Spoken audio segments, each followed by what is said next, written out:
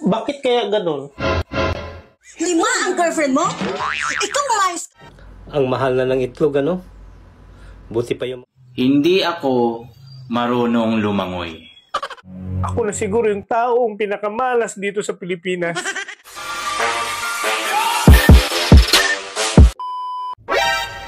Ang mahal na ng itlog, ano?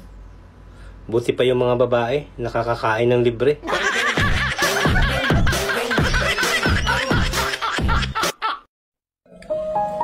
Babe, kapag namatay ako, huwag ka nang mag-aasawa ulit ha. Ang sweet mo talaga. Ganyan mo ako kamahal. Di naman sa ganon. Ayoko lang nilang maranasan ang sinapit ko sa'yo.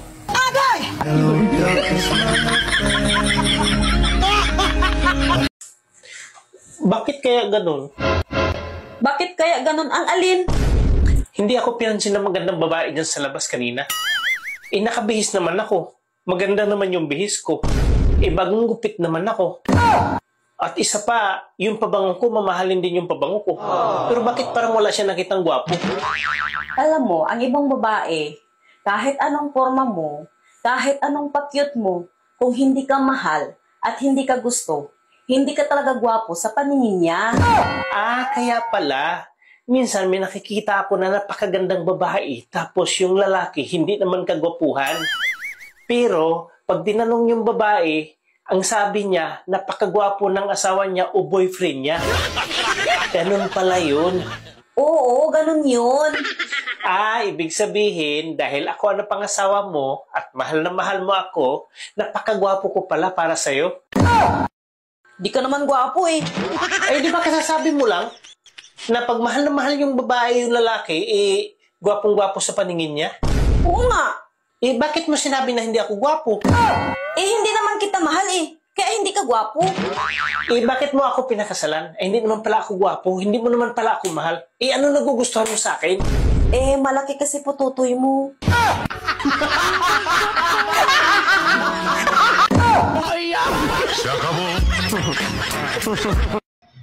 Hindi ako marunong lumangoy. Pero, magaling ako sumisid.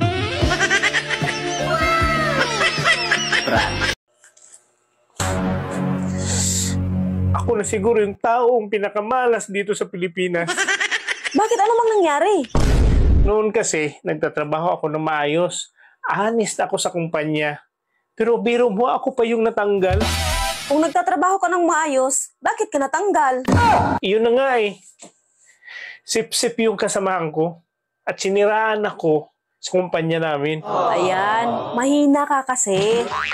Tapos sa time na yon, nung pauwi na ako, nag-abang ako ng jeep na masasakyan. May lalaking dumaan. Pinahawakan niya sa akin yung bag. Nagulat ako, bigla siyang tumakbo. Pagtingin ko sa bag niya, ginto at pira yung laman ng bag. Abay, swerte mo. Paano naging malas yun? Saka saan mo nilagay yung bag? Sa sobrang kamalasan ko, magnanakaw pala yung lalaki. Ako yung nahuli, ako pa yung nakulong. Alam mo, nasa Manila ka. Wala ka sa probinsya. Dapat maging alerto ka. Tsaka bawal ang tanga-tanga dito sa Manila. Tapos, nung nakalaya na ako, akala ko katapusan na ng kamalasan ko. Pag-uwi ko sa bahay, ang dati kong kinakasama, napakarami ng anak. Saklap. Alam mo, di lang kamalasan. Kapangahan mo rin naman eh, kung bakit ka nagkaganyan. Ang pinakasaklap at napakamalas ay yung nangyayari sa buhay ko ngayon. Ito na yung pinakamabigat at hindi ko matatakasang kamalasan. Bakit pinakamabigat na kamalasan yung nangyayari sa'yo ngayon? Kahit na syunga-syunga ka, okay ka naman. Paano ako makatakas sa kamalasan? Kasal tayo?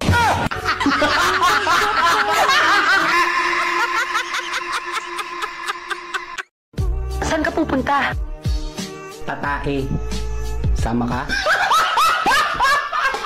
Sinungaling! Ba't ka sinipa? Siguro sa sobrang lupit mo sa mga babae. Presko daw ako. Hinimas ko lang naman yung hita niya. Ang lupit mo daw pala sa babae dati ah. Sino naman nagsabi sa'yo? May niligawan nga ako dati, sinipa nga ako sa mukha eh. Ba't ka sinipa? Siguro sa sobrang lupit mo sa mga babae. Presko daw ako. Hinimas ko lang naman yung hita niya. Kaya naman pala sinipa ka. Bawal naman talaga yan eh. Buti nga, hindi ka pinapulis. Kung bawal yung ganun, bakit ikaw? Kusa mong pinapatong yung kamay ko sa hita mo. Tapos nagagalit ka pa pag hindi ko ginagalaw yung kamay ko. Nasa mood lang ako noon. Alam mo, makuha mo muna dapat kiliti ng babae bago mo gawin yan. Bakit sa isang nililigawan ko? Bago ko hinimas yung hita niya, nakuha ko muna yung kiliti niya. Bakit sinampal pa rin niya ako? Ba't ka naman sinampal? Paano mo nahanap kiliti niya? Sa kilikili. Meron kaya ito sa Shopee o kaya sa Lazada? Pangontra sa init. Order sana ako. Ano bang orderin mo? Ulan.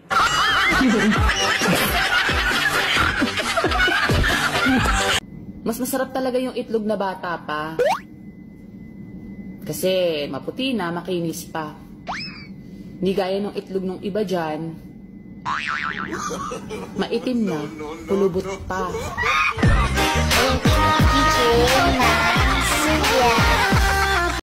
Han, mahal mo pa ba talaga ako? Oo naman. Mahal na mahal. Tinatanong pa ba yan? O sige nga, kung talagang mahal mo ako, mayroon akong itatanong sa'yo. O sige, ano namang itatanong mo? Saang lugar mo ako sinagot? Hindi ko na maalala eh. Kita mo na.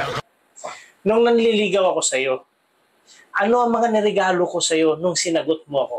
Matagal na kasi yun, honey. Kaya nakakalimutan ko na. Saan tayo unang nag-date? Di ko na rin matandaan eh. Kasi hindi mo na ako mahal. Kaya nakalimutan mo lahat. Ano? O sige, saang restaurant kita pinakain nung sinagot mo ako? Pasensya ka na, Han. Hindi ko na talaga maalala eh. Lahat ng itinatanong ko sa'yo, yung mga nakaraan natin. Sa dami ng tanong ko sa'yo, wala ka man lang maalala na kahit na isa. Hindi mo na siguro talaga ako mahal, yan ang sabihin mo. Wala talaga akong matandaan. Promise. O sige, ito. Last na lang. Kailan tayo unang nag-hotel? December 25, mula 6 p.m. hanggang 6 a.m. Akala mo ha, nagtaksi pa nga tayo papunta dun eh. Tsaka, wala ka pang ligo sa time na yun. Doon ka pa naligo pagdating natin.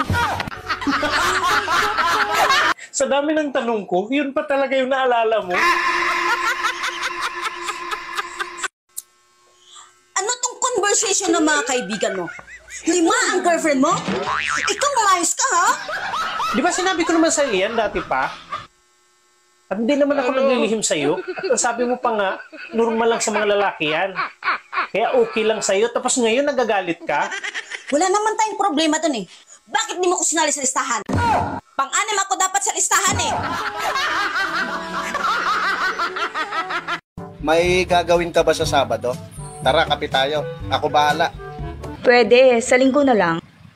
Linggo na kasi yung libing eh. Sabado kasi yung last night. Ikaw ha? Niloko mo ko? Bakit? Anong kasalanan ko? Nangako ka sa mama ko? Pero anong ginawa mo? Mag-10 taon na tayo, hindi mo pa rin ako pinakasalan. Ano? Sa mama mo ako nangako, hindi sa'yo. Ikakasal na nga pala kami bukas. Invited ka.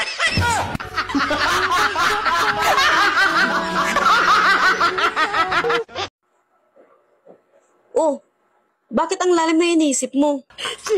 Iniisip ko lang kasi yung sinabi ng mga katrabaho ko at sinabi ng mga kaibigan ko eh. Bakit? Ano ba sinabi nila?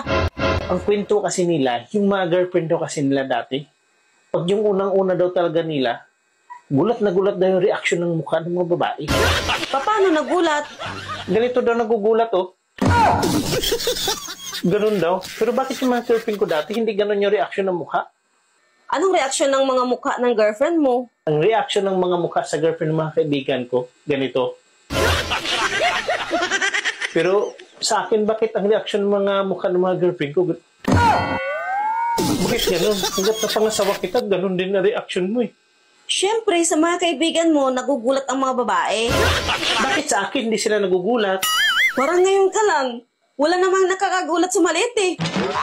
Eh, bakit minsan nagugulat ka sa akin? Pag-araw ng sweldo mo lang ako nagugulat.